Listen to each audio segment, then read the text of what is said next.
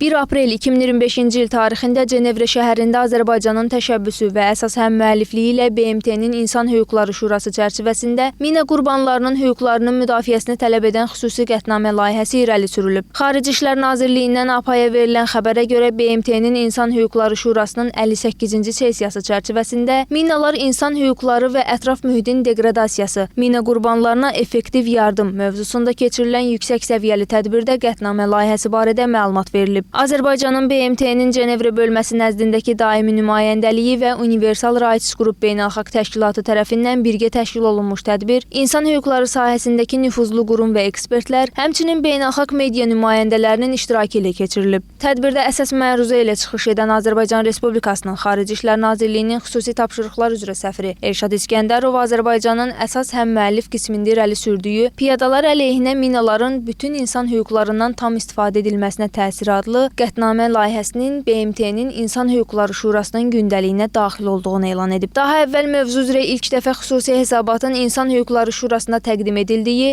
BMT-də bir sıra paralel tədbirlər və məsləhətləşmələr təşkil olunduğu, ötən il Azərbaycanın təşəbbüsü ilə İnsan Hüquqları Şurasının 57-ci sessiyasında yayılmış birgə bəyanatın 65 ölkə tərəfindən dəstəkləndiyi diqqətə çatdırılıb. Ermənistanın işğalı nəticəsində Azərbaycan torpaqlarının Avropada minalarla ən çox çirklənmiş ikinci ərazi olduğunu vurğulayan Elşad İskəndərov, post-münaqişə dövründə 383 vətəndaşımızın mina partlayışında həyat və sağlamlıqlarını itirdiyini, ümumilikdə isə Azərbaycanda 4000-ə yaxın mina qurbanı olduğunu vurğulayıb. Tədbirdə çıxış edən qətnamənin həm müəllifi Əlcəzairin, həmçinin Qambiyanın BMT Cenevrə bölməsindəki daimi nümayəndələri, BMT-nin insan hüquqları pozuntuları üzrə məruzəçisi səfir Yvette Stevens və digər natiqlər minalarla mübarizə sahəsində beynəlxalq əməkdaşlıq imkanları, qarşılıqlı təcrübə mübadiləsi və mina qurbanlarına yardımın mümkün beynəlxalq mexanizmlər ətrafında fikir mübadiləsi aparıblar. Tədbir çərçivəsində çıxış edən hüquqşünas və Beynəlxalq İnsan Hüquqları Müşavirləri Təşkilatının təsisçisi Benkit tərəfindən Mina Ədaləti kampaniyasının rəsmi təqdimatı da həyata keçirilib. Kampaniyanın başlıca məqsədi mina qurbanlarının hüquqlarının təmin edilməsi məqsədi ilə beynəlxalq həmrəylik mexanizminin yaradılmasına nail olmaqdır. Tədbirin sonunda məruzəçilər iştirakçıların və media nümayəndələrinin suallarını cavablandırıblar.